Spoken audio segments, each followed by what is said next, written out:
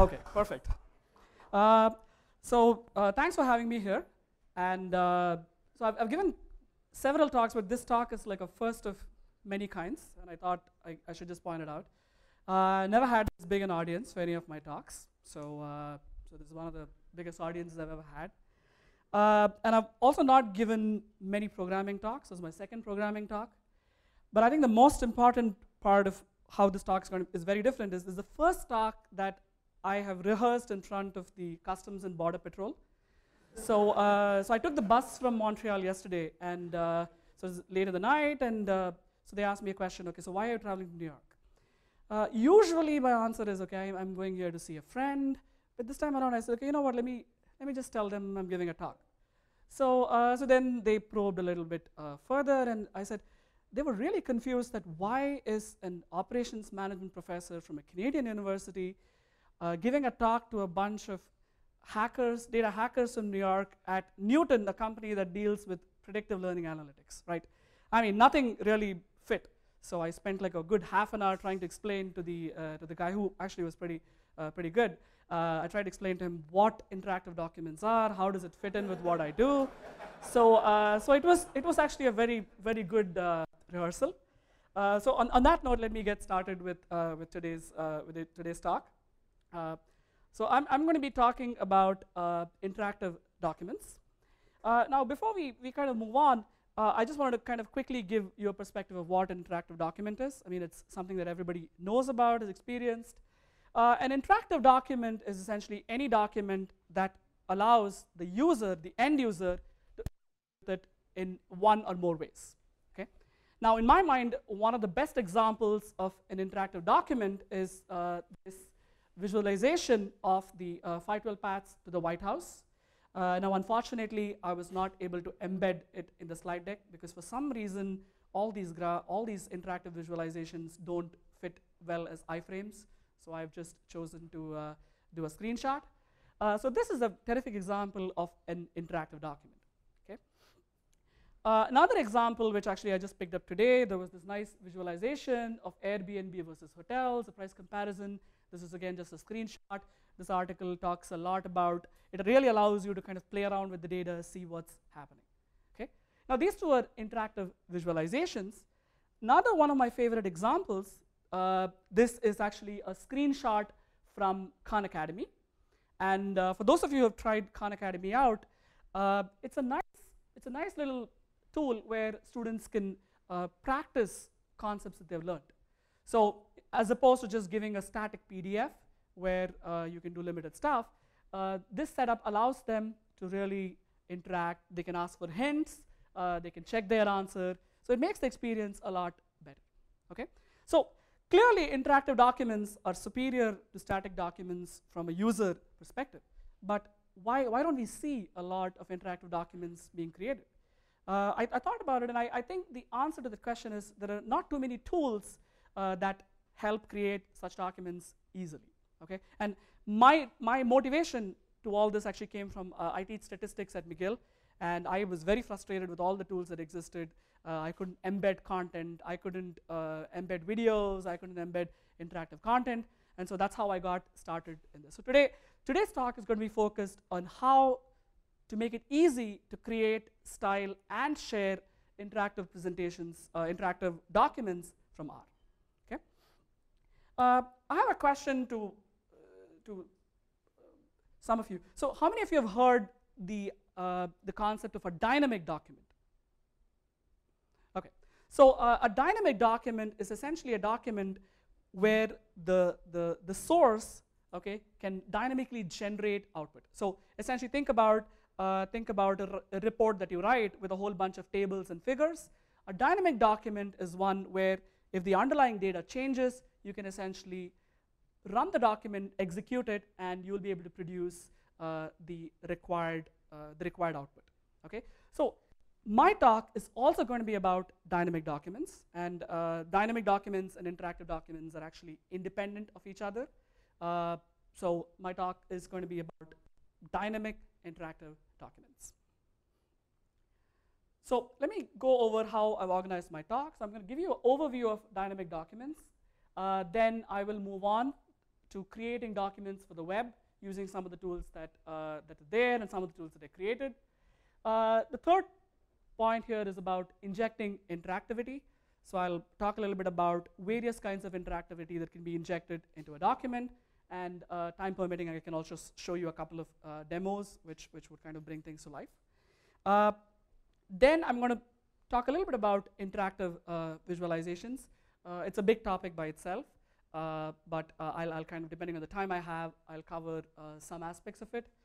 And finally, I'll talk about a couple of examples and case studies, one of which would be the city bike visualization that I built using some of the tools I created. And that's essentially going to be the talk. And Jared asked me how long I can go on. So I can go on as long as you want. So if people seem a little disinterested, just feel free to tell me so that I can wrap things up quickly. Okay? But important thing, if you have questions, I prefer to take questions as I do the talk, because there are a lot of topics being covered. So it's going to be very hard to kind of go back to it at the end. So feel free to ask me questions. I'll scale back what I'm covering in the talk based upon time. Okay? So more questions, the better. Okay, so let's kind of go over dynamic documents. As I described before, dynamic documents is not a concept that's new. It's been around for a long time. Sometimes it's called literate programming. Some people call it reproducible research. Although there are subtle differences between these, at the end of the day, a dynamic document is an ordered composition of text and code chunks. I'm using this definition from a paper by Gentleman and Lang. And the idea is that a dynamic document can be executed to produce the output, and as underlying data changes, the entire document changes. Okay? Now, a dynamic document is dynamic only from the author's perspective. It is not dynamic from the end user's perspective, because there may be interactivity, there may not be interactivity. So I want to point out a distinction between dynamic and interactive. Now, Gentleman and Lang, in their paper, they extend the concept of dynamic documents by describing an idea which honestly, I didn't start with this, but as an academic, we always kind of like to go back and see what's been done, and I realized this actually is what I'm doing. They introduced the concept of a compendium. And the idea is actually pretty simple. Idea is that you can think of a dynamic document along with a bunch of data and auxiliary libraries, which together constitute a compendium. And you can then use what are called transformers to transform the compendium into different views. Okay? And you could basically have a code view, you could have a PDF view, you could have a web view. Okay? Now, there are multiple tools that do all this, and if you're in the world of R, you would be familiar with SVeev and Knitter, which is one of the later tools in this area. If you come from a Python background, there is Dexy, there is IPython notebooks, there is Sphinx, and pretty much every language has its own set of tools. Okay?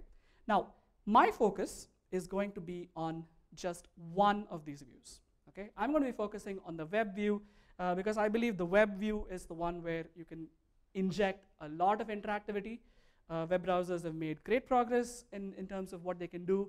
So I'm going to be focusing exclusively on the web-based views. And within the web-based views, I'm going to show you, time permitting, I'm going to show you how you can create slides, articles, websites, dashboards, all with a simple set of tools. Right now in R, but the design of the entire the architecture and the design of the entire system is language agnostic. So pretty much every tool I've picked can be implemented in Ruby, Python, or any scripting language. Okay. So let me get started in showing you a couple of things about creating documents for the web. I'm going to try to do this with the mic on here. So let's try to.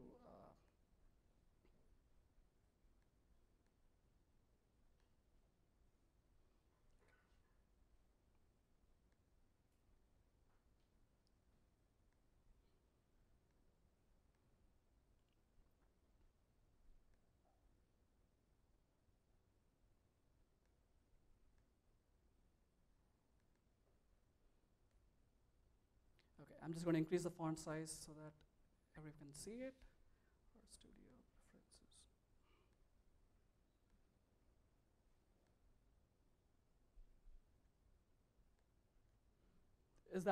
Is that visible to people at the back? Okay. So here is an example of a document, okay, and I'm going to show you how this document can be converted into something that can be used on the web. Okay. So this is actually it's what's called an R Markdown document, and there are 3 parts to the document. On the top, you essentially have YAML front matter. How many of you here have used Jekyll or are aware of Jekyll? Okay, so Jekyll is a blogging platform, but the top section of it is essentially YAML. I'll come talk about it. And what you see below is essentially it's Markdown mixed with R code chunks. Okay. Now, let me show you a couple of things, and if you've used RStudio, you would be familiar with a few of these. So first, I'm gonna see if I have Slidify loaded, just to make sure that I want to start without that actually. Okay, so let me detach Slidify. Oops, package. I'm going to be a little slow because with the mic I have only one hand left to type. Okay, so the knit to HTML thing that you see here essentially converts it into a web-based document. There's not a slide deck as yet, so I'll kind of show you how you can make it into a slide deck. So what I'm going to be doing now is I'm going to be using what I call a framework. A framework essentially is a set of JavaScript, CSS, layouts, and essentially assets that help style the content that you see here. Okay, so I'm going to start out with one of my favorite frameworks, which is what I built this presentation with. And I'm just going to make a couple of changes here. I'll describe those changes to you.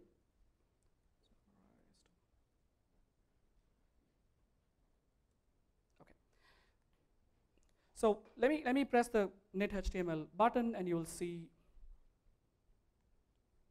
So you'll see that the same document is now transformed into a slide deck. Okay. So the whole idea is that you want to keep content, at least I wanted to keep content and the view separate from each other. Because once you do that, the advantage is you can essentially style your documents any which way that you want. Okay? I'll show you a couple more examples before I move on to the next part of my talk. So if you want to convert the same slide deck into Reveal.js, which is another really popular framework. So I'm going to do Reveal.js. Now Reveal.js accepts a few other arguments. So I'm going to essentially do a theme, and I'm going to choose the Solarize theme that I like. Okay, and yeah, I'm going to leave it at that. Okay, so now let's do this. So if you see this, it's exactly the same content, but you essentially get a completely different look. Okay, so the advantage of this approach of separating view from the content is that you can essentially you're separating the two processes, and you can essentially focus on the document creation part of it. Okay, I'll show you one other example which I think I really like, and then I'll move on to the next part. So one of the frameworks which I implemented is Impress.js. How many of you have seen Impress? Yeah, so it's basically a Prezi-like framework, and of course I would never use this in a serious presentation because it's kind of nauseating, as you can see. But essentially, this presentation was also created using a similar set of R Markdown tools, and I mean, so you can see why you wouldn't use it in a serious presentation. But I think that the point I want to drive home is that you can separate the two views, and that essentially gives you a lot of power in terms of what you can do with dynamic documents. Okay, So let me switch back to my slide deck and I'll explain a few things. Okay, so now, how is this made possible, right? What is the reason that this structure works? And I just thought I'll spend a little bit of time on the architecture of Slidify, and I'll show you why you can kind of extend this to multiple contexts. So essentially Slidify, at the very first step, it converts R Markdown into Markdown using knitr. Okay, so for those of you not familiar with knitr essentially combines the code chunks and the text and essentially executes them and puts them together in a single document. Okay, so the Markdown document is what I work with. Now the next step is actually a paradigm which has been popularized a lot by Hadley Wickham, and I think it's a really cool framework. Split, apply, combine, and that's exactly how Slidify works. Okay, so split, apply, combine. So the first stage, I essentially split my Markdown document into slides. Second step, I apply a bunch of transformations on, and then finally I combine them and make it up into a HTML document. Okay, so this is the split stage, this is the apply stage, and you'll see at the apply stage, essentially there's a parse and render. I'll come and I'll talk about that just a little later. And finally you combine and you have a HTML slide. Okay. Now, one of the biggest problems that with HTML slides that people talk about is the lack of ability to style HTML slides easily, both in terms of layout and in terms of various other styling related issues. Okay. So let me go back to the slide deck here, and I'll switch back to the Google framework, so that's the one I'll be using. Okay. So what I'm going to be doing now is I am going to be using a widget. Okay. A widget essentially allows me to extend the functionality of a slide deck, and this is the beginning of interactivity. So I'm going to essentially inject interactivity in the form of a quiz. Okay, so a quiz question, and I'm going to create it here, and I hope, I'll keep my fingers crossed, I hope it works. Okay, so here we go. So this is going to be my quiz. Okay, so it's a very simple question. What is 1 plus 1? And I'm going to have 4 choices. 1, 2, 3, and 4. Okay.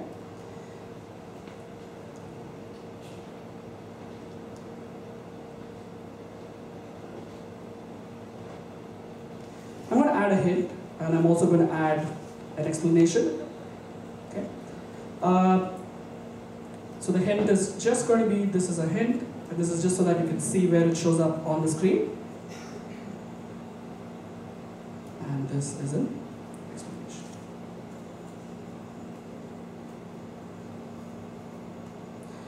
And now what I'm going to do is I'm going to use a concept in Slidify that is called a layout or a template, and the and symbol essentially tells Slidify, okay, this slide should essentially be rendered in a slightly different way. Okay, and the layout I'm going to use is a radio layout, and what the radio layout tells Slidify is, okay, this slide essentially converted into a radio button-based quiz question. Okay, and I'm going to mark the answer, which is 2, and I'm just going to mark it with an emphasis. Okay, so this pretty much looks like, this is plain text, right? This is plain text, there is nothing sophisticated about it, and now I'm going to run it, and hopefully it should give me what I want. Okay, so let's do this. Okay, so there you go. So here, it converted it into a quiz question, okay, with a nice set of buttons which are styled by Twitter Bootstrap. Now if you press an answer and you hit the submit button, it's telling you it's wrong. You go to 2, submit, it tells you it's right. If you ask for showing the answer, it's basically giving you, this is an explanation, which is what we wrote. Okay? And if I ask for the hint, it's basically showing me that this is a hint. Okay? So this is the first example of interactivity. Okay, and I actually use this with my stats classes. So essentially, I give my students a bunch of questions, and they can interactively use it with their lessons. And the reason this is possible is because, as I said, the R markdown essentially goes through a bunch of transformations which converts it into the HTML required for the quiz. Okay? Now, I can't take you, in the amount of time available, I can't take you through the entire process of how this particular layout works, but I want to give you an idea about how, overall, the slide transformation process takes place, and then I think you can piece things together, and there is more documentation available on the website. If you have any questions, please feel free to stop and ask me, okay?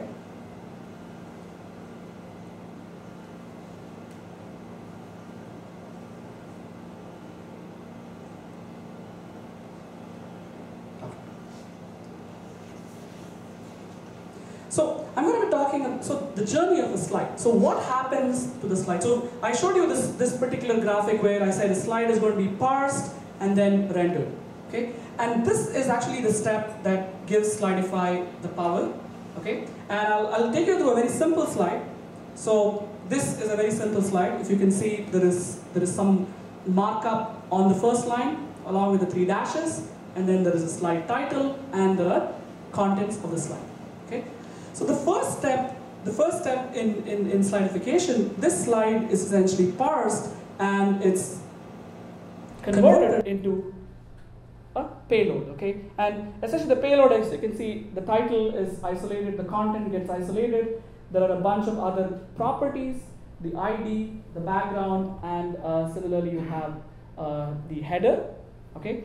And once it gets parsed, it's then essentially combined with a layout, okay? So layout is where the HTML comes in, okay? And that's the reason why, as I said, you can keep content separate from the actual view. So for example, this is the default layout that comes with Slidify, with the Google I/O 2012 framework.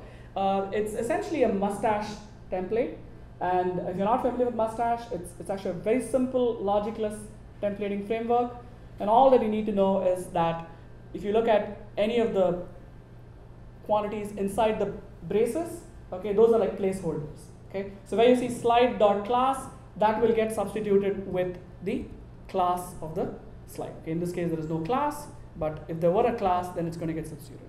Similarly, the slide.header gets substituted with the header of the slide, okay? Now, once that happens, the next step is to combine the payload and the layout and render it as an output. And so once that happens, this is basically the HTML that gets generated. And in the view, it's going to essentially look like this. Okay? So this approach essentially allows you to tease apart the 2 steps, and essentially what was happening with the quiz widget that you saw. Okay? The quiz widget was essentially, once the slide was parsed, it was taken through a layout which already had the buttons built in, and then I had already programmed the JavaScript required for those behavioral things. Okay? So I just had another slide to kind of show the same thing. So I'm going to talk more about interactivity. Okay, so you saw one form of interactivity, which is essentially converting everything to JavaScript and letting JavaScript do all the interactive part. Okay, so there is no, R is not really involved once the document is rendered. Okay, but you can do a lot of cool things with R, especially now that there is Shiny, which allows it's an R package that allows you to run R in the server. Okay, so I'm going to show you a couple of examples of interactivity that are injected using some of which are injected using Shiny. Okay, so I'll first show you the demo, and then I'm going to go over the code. Okay, so this is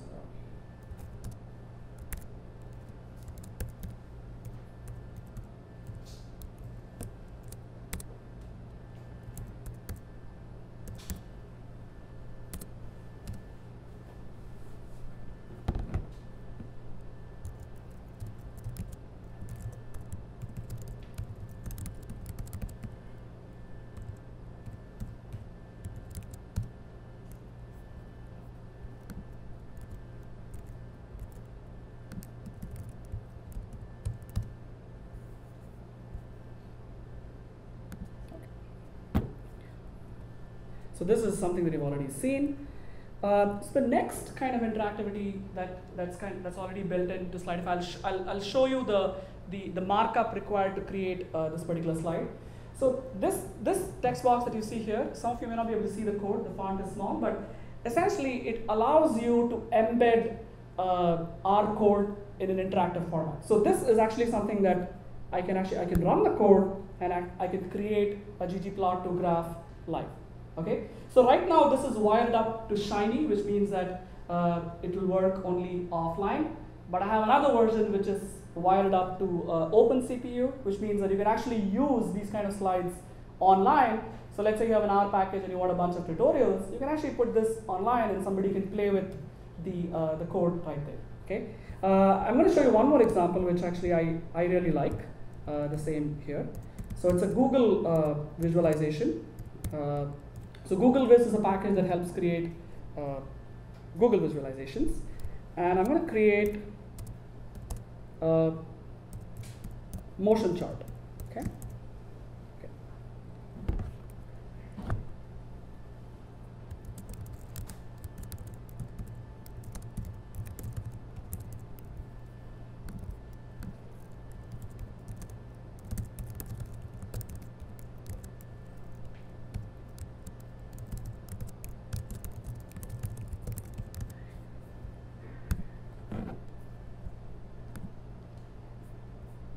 Okay, so you see that motion chart got created live, and so you can kind of use these interactive slides to for tutorials and maybe a couple of other kind of applications as well.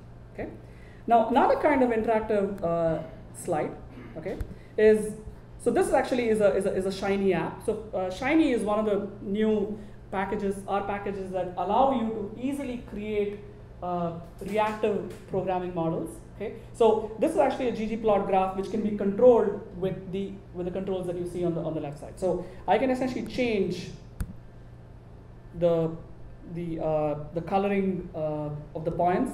So if I choose VS, you see that the colors change. The points are colored based upon the variable I choose. Similarly, I can change the x-axis here. So let's say I put the x-axis here.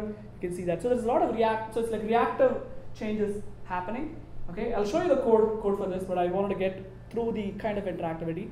So this is another form of interactivity which is purely R. Okay, so the controls are R, the plot is R, and in the background, Shiny is doing the essentials so that R can talk to the browser and do what it does. Okay. Now another form of interactivity is interactive charts. Okay, so the ggplot2 graphic that you see is still a static graph, right? I mean, you can't do it's a static graph. You can't interact with the graph.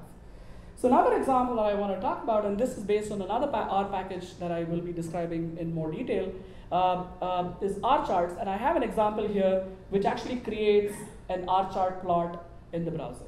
Okay, so and you can see that it's actually being created, and I'm not kind of playing any games here. Okay, hopefully it should get created. Okay, so you see here that this R code actually generated the graph on the side. Let me change a couple of things here. I want to make it smaller so that it fits in. So this graph on the right that you see is an interactive visualization. It's built using NVD3, which is a library written on top of D3. Okay, and I wrote a package called R charts on top of NVD3. Okay, so I don't know anything about D3. All that I've done is created. In fact, all the work that I'm doing actually is creating wrappers on top of wrappers on top of wrappers. Okay, so none of this is, I mean, truly original. All the credit goes to the people who built the other really cool tools. Now this one you can actually interact with. You can stack them. You can change it. You can change the type of chart, multi-bar. Let me just go with horizontal chart here. Okay. So now you have a multi-bar horizontal chart. Okay. So in this case, what is happening essentially once I click the run button, this R code is actually spitting out JavaScript, and the JavaScript is creating that plot over there. Okay? So this is another form of interactivity. And why is this easier? Basically, a lot of the boilerplate of NVD3 is taken care of by the R code that I have here, which is why the R code is a lot shorter, because R, I believe, does a lot better job of handling data, and which is why the code is a lot more concise. I'll leave you with one more example of interactivity, which is a combination of the two. Okay? So this is actually a Shiny controlled JavaScript visualization. Okay? So what you see on the left, that's a control. So I basically have chosen gender here. This is again the same data set. So if I switch from male to female, you see that a slightly different graph gets generated. Okay? Now I'm going to try something which may or may not work. So let me go. Okay. So what I'm going to do is I'm going to interactively add. So this is the part of the code that generated that particular graphic. Okay. So I won't be able to spend too much time on explaining the code, but I'll just explain the part that's relevant. So what I'm going to do now is I'm going to add another control to the graph. Okay. And so this time around, I am going to add the type of graph. Okay, so I'm just going to call it type, and let me actually type the whole thing, and then I'll speak.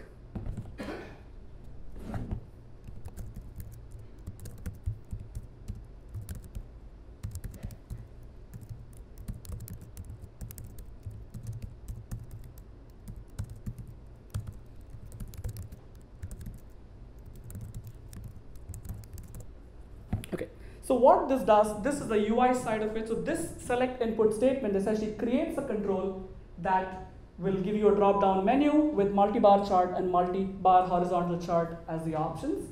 Okay, and Shiny essentially will throw this into a variable called input $type, which can then be accessed by the server side. Okay, so right now what I've done is I've just written the client side UI. Okay, I'm now going to go on to the server side part. So let me just show the sidebar. So the server side app is right here. Okay, and if you can see, this is the code that generated the graphic. So all that I'm going to do here is instead of type equals multi-bar chart, I'm going to put input $type. Okay, so essentially, and Shiny essentially takes care of all the calculations in the background. So whenever I change type, Shiny will trigger this mechanism. Okay. So now let me just press save. If everything works, and I do R, okay, it didn't work. I need to figure out why it didn't work.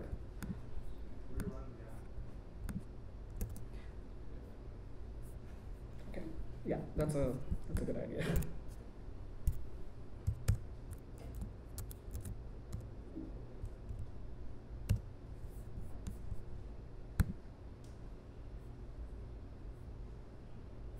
I know the source of the problem, so let me just quickly resolve that, because when I practiced, the same thing happened. Something to do with the caching out here, so I just have to remove the cache and then it should be fine. Okay. Nope. Is that the next chart? Okay. Anyway, that particular part didn't work. So. But nevertheless you get a picture as to how you can kind of control the different charts using. So I've shown you 4 different types of interactivity here, and I'll just like to summarize them and then move on to the code side. So this is an interactivity where JavaScript is, it's finally JavaScript. This is an example where R code is actually being run.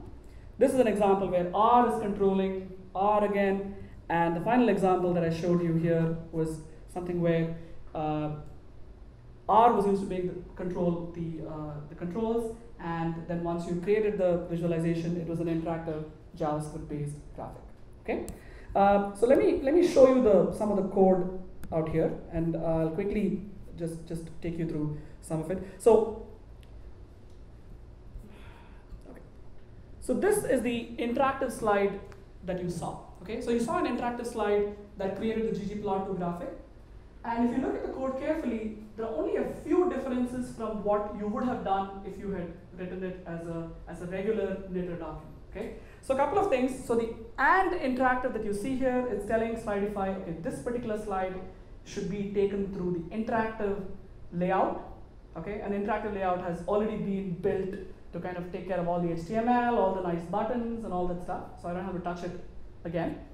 And the first code chunk is just taking care of a couple of, I would say, boilerplate kind of things. And the final thing, the code chunk that you see here, okay, the required ggplot2 part, I just mark it as an interactive code chunk, and once you do that, it renders it as an interactive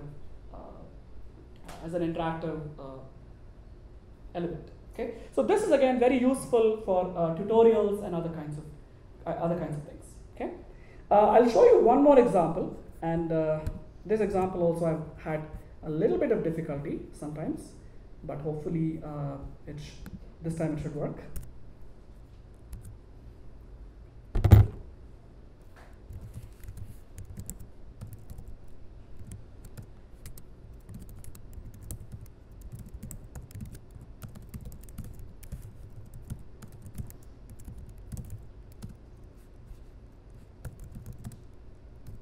So for all those out here using Python, I wasn't able to figure out a way to start a static server with R. It's a lot more difficult.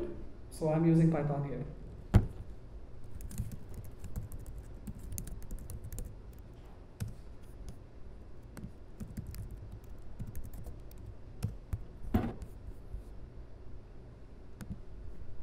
This video covers the basics of simulation. Okay, so this actually is a slide deck that was used in the Coursera course but at the beginning of the class, simulation will primarily be used and to that's the generate video idealized that you data see on the sets top, that we can use to illustrate different data analysis which is concepts. actually the video you put up on YouTube. There are three different And categories you of see the simulation video functions is that we'll be actually talking about in this synchronized lecture. with the slide deck. Although more information can be found in the Okay. previous lectures about simulation. So as the video computing for data progresses, analysis class. I'll just wait for the next The slide first to class of change, functions and generates the random sync is variables from a particular bidirectional. distribution. Okay. These functions start with R, Okay, so I think followed by a this is set going of to be, letters this slide is a long corresponding to slide, each so let me distribution.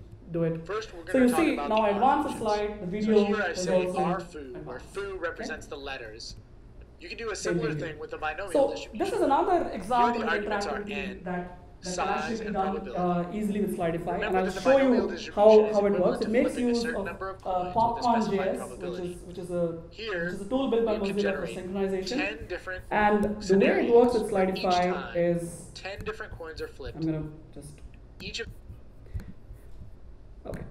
So I need to go into the inspect element of the browser. So you see every time I actually advance the slide, you see that it's spitting out Similarly, you might want to be able something to at the bottom, right? So essentially what it's doing is it's taking the timing of each slide into account. So if you record a presentation using Slidify, okay, at the end, now I'm kind of not very good with JavaScript, so I couldn't figure out a way to dump this directly to a file.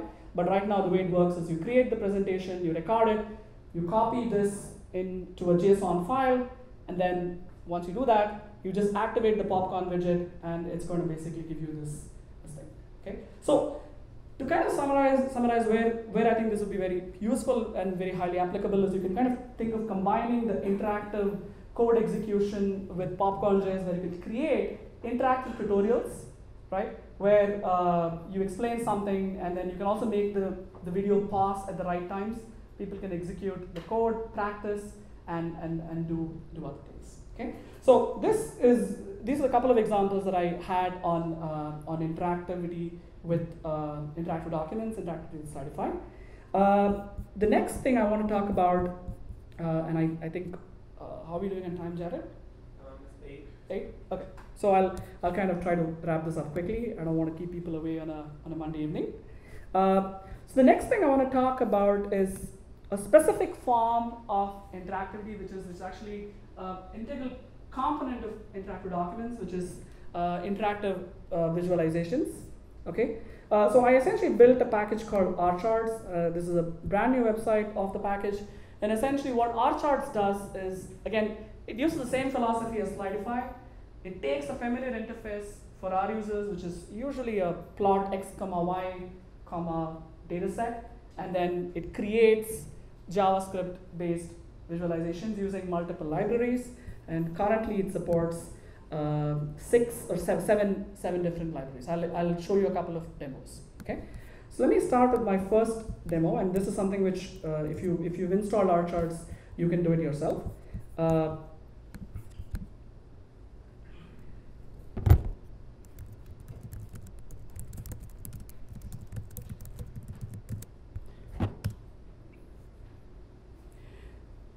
So this was a tool that I built based upon something that Yuhi, who was the author of Knitter, had built. I just tweaked it a little bit so that I can use it for some of my packages. So what this actually does is what you see on the left-hand side is an R Markdown document, and what you see on the right is the output. Okay. So the reason I created this is because I was kind of getting very frustrated trying to work with shifting between the browser and my editor. Okay, so this allowed me to kind of see how the charts get created in a live browser. Okay, and I'll just show you a quick couple of examples here. So one of the libraries that's supported by R charts is Polychart, which is actually very similar to ggplot2, which you can recognize based on the syntax here. So I'm just going to change just one element of this dynamically to see so that you can see that it works. Yeah, so I just changed the faceting of the plot, and you see that the plot changed here. And the nice thing with JavaScript based plots is that you get a lot of features for free. So things like mouse over, mouse click, so all those kind of things you get for free, and that's a feature of the Polychart library out here. So R chart supports multiple libraries, and each of these actually has its own set of strengths and limitations. It also supports a mapping library, which is leaflet, and that's going to be the next demo that I'm going to be showing you. So I essentially use the same approach to create a live scenario of availability of city bikes. Okay, and that's going to be my next demo out here. Let me close this Shiny server. Okay.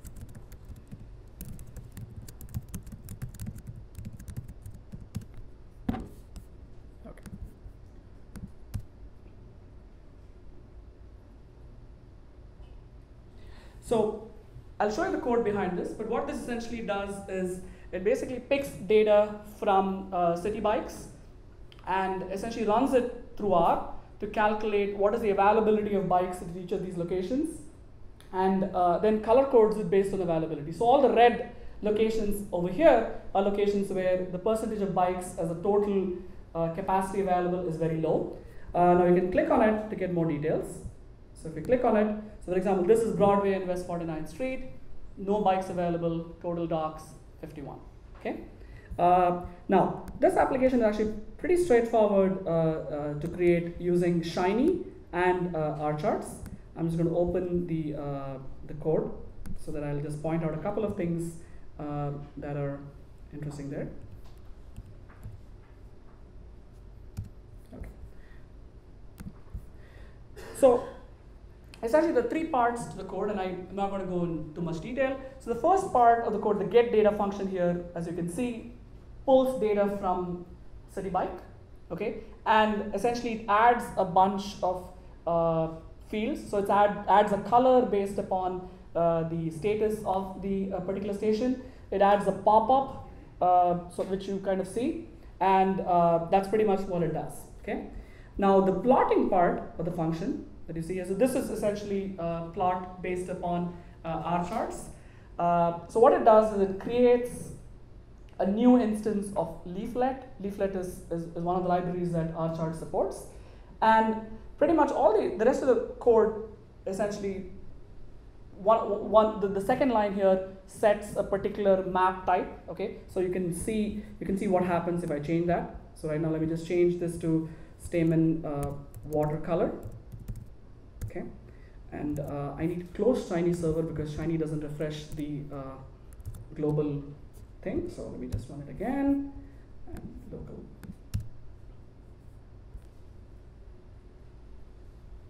So now you see you kind of get the same map, but it's essentially using a slightly different map provider. Okay, so those parts of the code essentially allow you to do that, and the rest of the code has a little bit of JavaScript in it, but I'm not going to go into details of that.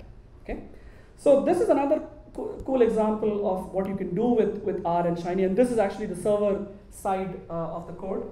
And so what it does is it fetches data every 10 minutes and essentially renders the map using a function that I have in R charts called render map, and you can change the frequency. I didn't want to ping the city server like every minute. I didn't want them to come back and complain. So right now it's every 10 minutes, and this is the server side. The UI side is even simpler. Pretty much, this is the only thing on the UI side. Map output is a function from R charts, and it basically just puts the entire map out there. Okay, I'll show you one more interactive visualization. It's available online. Which one? This? Yeah, this is available online. I'm going to put, so all these are scattered across multiple repositories. What I'm going to be doing is I'm going to be putting all of them together in one repo. I'll send out the link to you so that people can play around. That particular is on Glimmer. This one is also on Glimmer, that's right. This one is also on Glimmer, which is an RStudio supported Shiny server. NY Hacker tweeted the link so they can find it. Pardon me? NY Hacker tweeted the link so they can find it. Oh yeah, that's right. Okay, so I'm going to show you one other example, and this is an example that I really like. Let me just make sure I find it. Okay, file.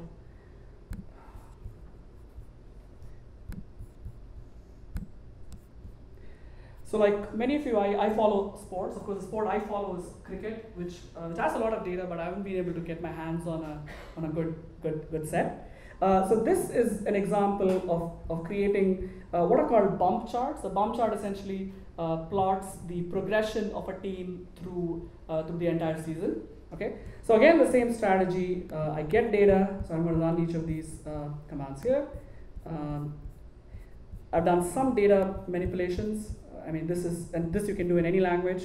I just chose R, and I'm going to get the bump chart data. I'll move on to the plotting part of the code, which I think is the one that's interesting. Okay, so let's first execute everything. We'll see how the output looks, and then I will discuss the code in detail.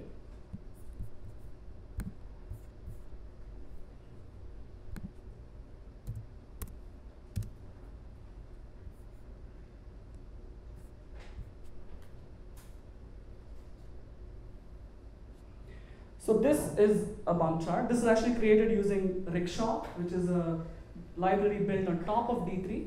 And again, our chart is built on top of that. And the nice thing is that you get a lot of functionality for free. I mean, the Rickshop guys have done an amazing job. So let's say I want to look at is Chelsea. You can just click on Chelsea, and you have Chelsea isolated here. You see how the position of Chelsea has changed over the season. Okay, you can also play around with the slider at the bottom if you want to kind of focus on any particular part of the season. So the nice thing is all these features kind of come for free when you work with a really mature JavaScript library. And why is it kind of interesting to combine it with R? And this is actually the point that I really want to drive home, is that R makes it easy to make these plots reusable. Okay, because R is really good with data. So I'm going to show you the same plot created for the Spanish League. And once I wrote these functions, creating that plot was just like another bunch of lines. Okay, so we're going to do that right now. Okay, so I already have the code here. I'm just going to comment it out. Oops. Okay, so you can see that I'm just picking up data from the site football data. Only reason I'm doing that is my data manipulation code is built to the data format supplied by that website. But as you can see, you can easily convert it into like other data formats as well. So I'm going to run the same code out here, and you will see if everything goes well. At the end, you should see a visualization for the Spanish League.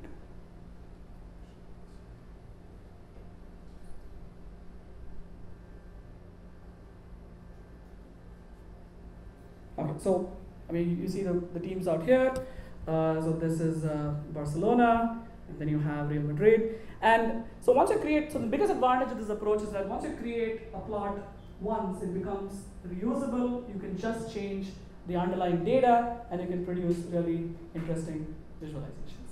Okay, so so the final couple of points I really want to drive home is that interactive documents. The reason why interactive documents are easy with R or with the scripting language is any language that's good at handling data and can really make data analysis reusable. It's easy to kind of fit it in with like a JavaScript front end and make interactivity come into the picture. Okay, I'm going to do one last example, and then I'm going to open up the floor for questions. I know it's a lot of topics covered. I wanted to kind of make sure that I cover a good breadth to give you a good feel for the things that are possible. Okay, and if you have questions, I'll be more than happy to take it. So the final demo I wanted to actually take you through is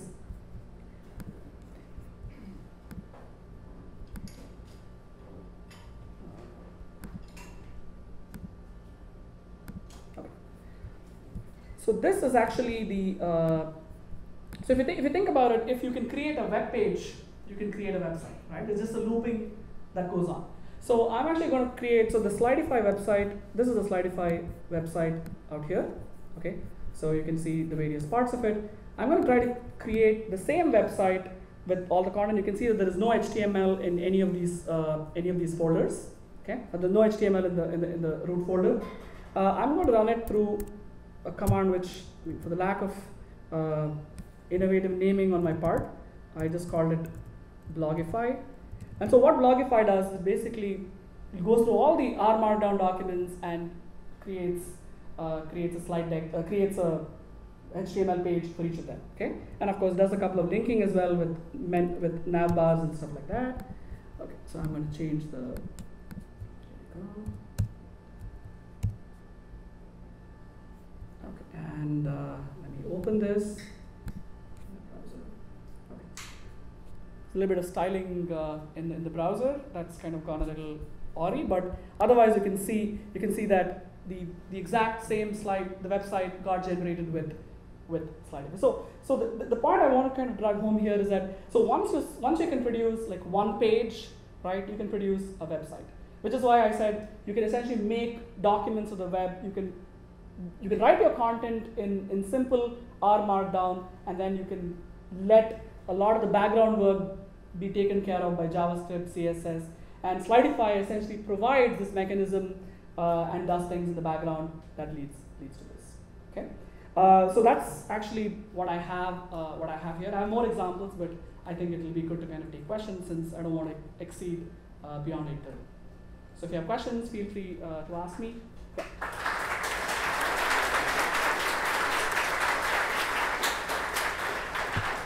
So we're going to take a few questions for Ramnath. Then if you guys want to have questions for City Bike, we'll do that. And we have one more thing to raffle away if everyone wants to stick around. It's incentive to stick around just to ask a lot of good questions. First question, you'll repeat the question. Yeah, I will. Yeah. Speak up. Okay, you presented a lot of different ways of getting interactive documents. Yeah. Most of them are. Now the question I have is, do any of the methods allow you to not run R on the server side? Okay, so your question is, do any of the methods don't require R to be on the server side? I have. Yes. I Okay. create a server that runs R. Okay. So if I go back to some of the interactive slides that I showed you, right? If you look at the part, let me just see if I have those slides open yet. Okay, I think I do. Okay. Oh, no. Okay. So some of those examples, so all examples where R generates JavaScript. So for example, all those interactive visualizations that you saw, those don't require R to be run on the server side, because essentially what the R code is doing is it's writing JavaScript into the document. And once you have JavaScript in the document, essentially the interactivity comes straight from the JavaScript. Okay. Now the only part of the interactivity which currently requires an R server is all the shiny parts where you have to actually run R code. Okay? But there are some ways to bypass that because Shiny uses a reactive programming model, but you can get that with other JavaScript-based libraries like AngularJS and a couple of other things. And so then only thing you need in addition is there is a service called OpenCPU which allows you to kind of do post requests to a server and kind of that runs R. So then you don't really need a Shiny server. You can do post requests, let AngularJS handle the dependencies. I've been playing around with it a little bit, but my knowledge of JavaScript is not that good to kind of take it. You mentioned about mustache.js. Is it for Slidify or make slides, or is it? Okay, so Mustache actually is a very, very general templating framework. Okay, and actually it has implementations in multiple languages. So JavaScript, it has implementation in R, Python, and Ruby. And pretty much every language has an implementation. It's just a templating framework. It's just writing HTML in a way with placeholders. Okay, and R has a library called Whisker, which handles the Mustache part of it. So does that answer your question? Sure. And another, it's like multi-choice question. Yes. Will the Champions Trophy, will it be India, South Africa, England, or Sri Lanka? Okay, so for those of you who don't understand this question, there is a Champions Trophy that's going on currently where India is, it's a cricket tournament, and this question is which team is going to win the tournament. Well, my money is in India, but we'll see in the next couple of days how that goes on. Any other questions? Yeah. What's related to this question? When you say you just generate slides, what is the format of the slide? Can someone who doesn't have R run the slides? Yes, yes, you can. I'll show you a couple of examples of these are run on servers. Let me just give you a quick.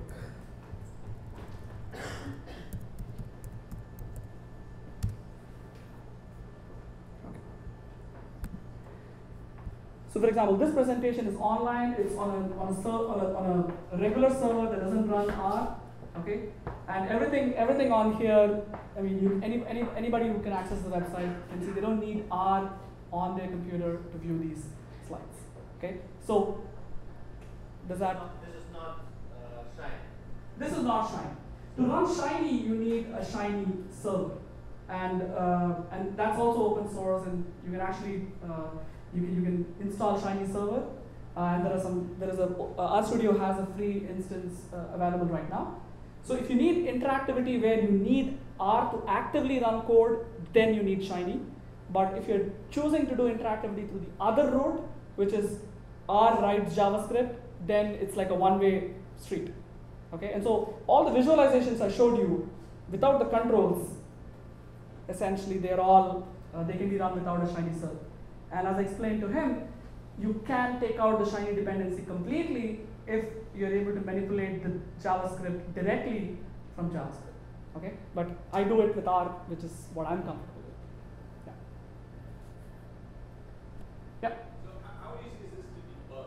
Right? So you got R, JavaScript, HTML, all sort of mashed together. How do I debug? How do I debug is the question. To be honest, I'm still amazed that all this works, because if you kind of look at HTML in the background, there are a zillion JavaScript files that are running. Okay, so the answer to your question is so the way I do most of development is I kind of play around with single pieces, and then I kind of combine the pieces and try to see if it works. So my way of debugging is not very rigorous. If it works, and that's essentially how I have it at this stage. But at some point, I think I like to talk to people who do more JavaScript to see how some of the robustness features can be built in.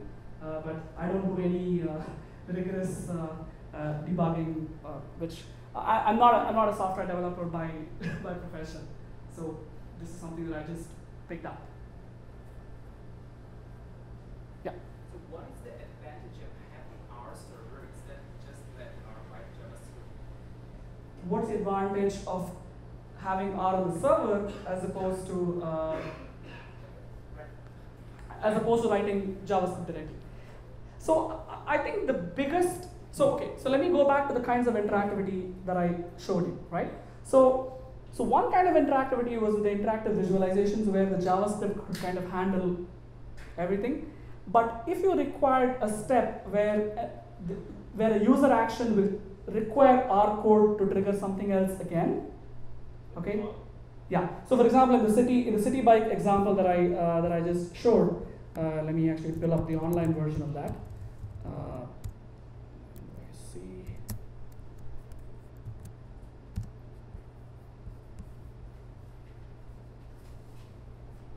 Actually, this application is not a good example. Well, maybe. So in this case, I need to run R because every 10 minutes it picks the data from city's website, it adds the colors that are required, okay, and then spits another set of JavaScript that creates this visualization. Okay. Now in this particular example, you don't need R if you're comfortable with JavaScript, because honestly you can read the data from city's website with JavaScript. You could do the data processing with JavaScript. So it's not like this cannot be done, but because R makes it easy to process data, right? Having an R server essentially allows you to use the power of R for doing the data processing. So I think the answer to your question is, the advantage of using an R server is that a lot of the data processing can be handled easily, and you don't have to write a verbose JavaScript to get the same benefits. Okay. So for example, you can, if you want to do a regression of some kind, I mean, you can essentially run the same the data you collect. You can run the regression, and you can post it back to this page, which shows some kind of availability versus I don't know, some other variable, right? You can do the same thing in JavaScript, but R has built-in routines for everything. Any other questions?